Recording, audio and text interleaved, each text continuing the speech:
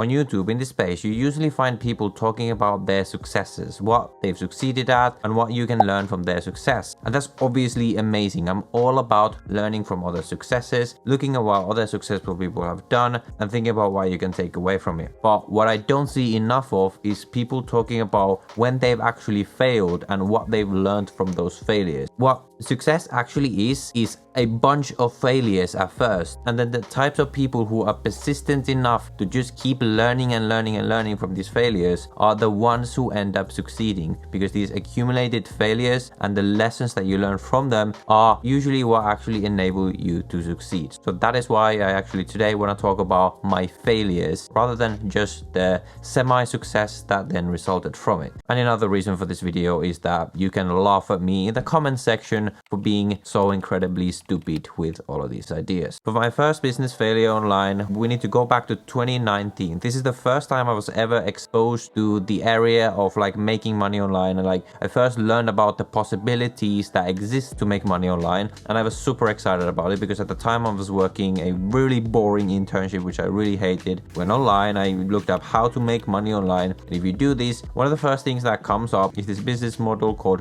dropshipping. What dropshipping is that you essentially is the most basic business model of all time. You're just selling stuff in an e-commerce store. Let's say you're selling t-shirts. Instead of making these t-shirts and having them in stock yourself, what you do is you ship them directly from a supplier who makes them to your customers as they buy it. So there's essentially no risk with you having to invest in a bunch of inventory first. The niche I ended up getting into for various reasons was selling bike supplies, so cycling things like water bottles. But essentially, I spent around 1 to 2 months building my first website on Shopify, doing a bunch of courses on dropshipping, designing like really cool logos. I spent a whole bunch of time on all of that, and then at the end of it, I was finally ready to actually start making sales. So then I started buying my first Facebook ads to actually start making sales, and long story short, I made no sales first couple of days, and then I ended up giving up. Yeah, through this experience, I certainly learned a lot about what e-commerce is. For example, like I knew nothing about marketing, I knew nothing about what Facebook ads are, all this kind of thing. Really valuable learnings. But what I did wrong here, I just gave up way too quickly, because when I spent all this time doing all these other things rather than focusing on what actually matters, which is making sales, then when I didn't make sales instantly, I got discouraged and I was like, okay, this isn't for me, this isn't for me, I clearly can't do this is a scam, and I ended up completely quitting and deleting everything I had. And in hindsight, what I would have done differently is just kept going. That's the first thing I learned, is that you shouldn't expect instant success. In business, success takes time, and you really need to give something time before you can actually tell like, okay, this isn't really gonna work. And at the time, I had learned that if you want to make money, you should leverage the skills that you have. And at the time, I'd been doing photography as a hobby for quite a while, so I figured like, okay, I'm pretty good at photography, I could perhaps do something with it. And so the obvious thing was to try to start actually selling my photos as prints online. Seemed like a decent idea. Okay, there's synergy with my skills, blah blah blah. Essentially, I ended up building a website for myself to selling my own photos as prints, and again, long story short, I make absolutely no sales. This time I don't make the mistake of just giving them up straight away. I think I end up running ads for like 2 to 3 weeks, but at the end of it, I just make absolutely zero sales. So I think at that point it was like clear that okay, this isn't gonna work. Again, I ended up giving up. What I learned from this is a very useful lesson, is that not all businesses, not all ways of making money online are created equal. You actually need to be in an industry that has the potential to be profitable. Like selling prints online is extremely difficult because it's not something that people need. It's not something that there's huge demand for. And the only people who can really charge high rates for prints online are photographers who are already famous, who are already popular. And I obviously wasn't that. I really figured out that I need to focus on selling something that has a lot of potential, not just going for the first thing that comes to my mind just because I like it or just because it seems interesting. So again, I go online to start figuring out ways to make money online, and I come across this Amazon FBA thing, and specifically I come across these people who are reselling books online, which seems interesting to me. So essentially what people do is they buy used books, or they just get them for free from someone, from people who want to give them away. And then what you can do is send a bunch of these books to Amazon, decide on the price, and then Amazon will take care of all the selling in their marketplace. Me personally as well, I buy used books from Amazon all the time. So it seemed like this would be a good opportunity because Amazon is so huge. I can leverage their like network. All I had to do is like hustle and go find these used books from like used bookstores. It seems like pretty easily I should be able to make like a couple of pounds profit per book, and then it's just about having a lot of volume. Now this actually didn't end up being a failure in the sense like I actually made money from it. I made like a couple of £100 in a few weeks, I think, and I still think that this is very doable if you are willing to do it, if you are willing to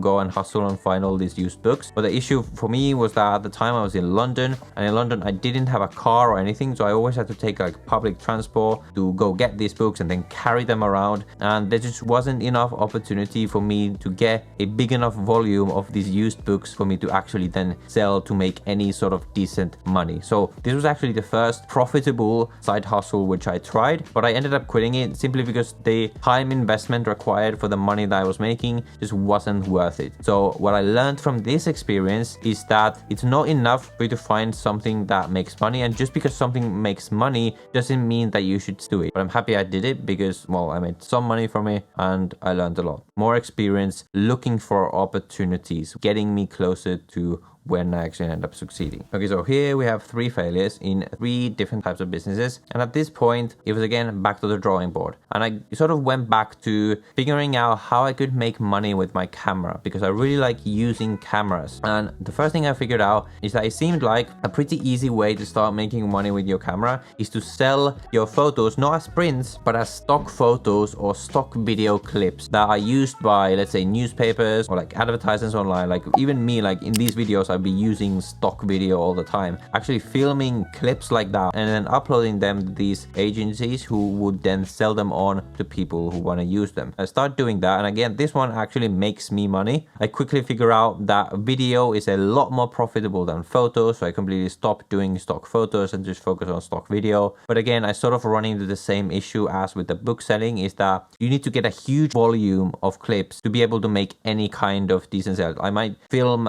and upload 100 clips and then make like 2 sales a month or something like that. But again, the time investment required, it would take a very long time for me to get to the point where I'm making any sort of decent money from this. So again, this isn't a failure per se, but again, just like learning that, like just like what is there a better way? Is there a more high return way for me to spend my time with my camera? What else can I do with my camera to make higher returns than stock video? And this is when I get into YouTube. At this point I already watched YouTube a lot. I already learned about the fact that YouTubers can make a lot of money, and I've watched a lot of podcasts where people talk about sort of how they run their channel as a business and that kind of stuff. And this is super fascinating to me. And up until this point, I've just been like, I could never do this. Like, I could never have the personality to like be on camera, and like, why would anyone want to watch my videos? Like, essentially what everyone thinks when they're starting. So, but at some point, I'm sort of encouraged by one of my best friends to start this. So I actually end up starting my first YouTube channel, which at the time was the thing that I was most serious about. Like all these other things, they were sort of like side hustles or like whatever, I'm not too serious about them, but this YouTube thing I actually wanted to take super seriously, and I spent a bunch of time learning about all of it, spent a lot of effort on all my videos, but it just doesn't quite start taking off. I get some views, like a couple of 100 views on videos, and maybe a few thousand on some of them. And at the time I'm making like travel videos, some videos about like social media. I'm seeing that there's definitely something here on this YouTube thing, but it doesn't quite click with my first channel. And I do it for like 6 months, and at the end of it I only have like 400 something subscribers. But I know that YouTube is the thing, that this is the thing that I want to do. So at the time I'm also teaching myself to code, and I have actually ended up getting a job as a software engineer very quickly. And like I think I have a pretty great story with that, and I think I have quite a lot of things to say about coding. So then I actually realized that I would probably have a lot more potential to make a separate YouTube channel about coding rather than this travel stuff. This travel stuff and like social media stuff is like things that anyone can make videos about. There's not like a lot of value, there's not like a lot of reason for people to choose to watch my channel rather than all these other travel channels. So I end up scrapping my first YouTube channel, and the main learnings from that is that I think I found the online side hustle that I want to do, but I just needed to like tweak it to actually make my channel valuable, give people a reason to subscribe to my channel rather than other channels. And starting over with my Internet Made Coder channel, which very quickly ends up absolutely taking off. It's like insane. Like my first 2 weeks I get 1,000 subscribers. My first month I get like 30,000 subscribers. And now after just a couple of months I'm already at 75,000 subscribers. And I share more about the business side of my Internet Made Coder channel and like how much money I make and like all of that in separate videos. For example, this one which I made. Essentially you can see that all my failures, right, all the things that I did previously were sort of getting me closer to the thing. Like first, do the right industry. So YouTube is a huge opportunity and it aligns with what I'm interested in, which is using cameras, and it aligns with the other side of my life, which is coding and having a job as a software engineer, which I'm also going to share on that channel. Also, everything I learned about YouTube throughout my previous YouTube channel just enabled me to then finally have this semi-success. Like it's obviously still early days. So the takeaway from all of this is that succeeding in business and succeeding with these side hustle things online is actually about failing, and failing a bunch first, and just being persistent enough to take these failures not as failures but as learning experiences to then finally succeed. And if you just do that, if you don't give up, you really cannot fail, right? Because if you never give up, you'll either succeed or you'll die trying. There's no other way. So just be persistent. Things don't always work out first time. They almost never work out the first time, but they eventually will if you just learn from things and you keep trying. Thanks for watching this video. If you do want to find out how much money a YouTube channel can make going from 0 to 50,000 subscribers in a couple of months, I made this video about it where I share in detail all the numbers. And in general, if you want to see more videos like this, let me know down in the comments, like the video, subscribe, and I'll see you next time.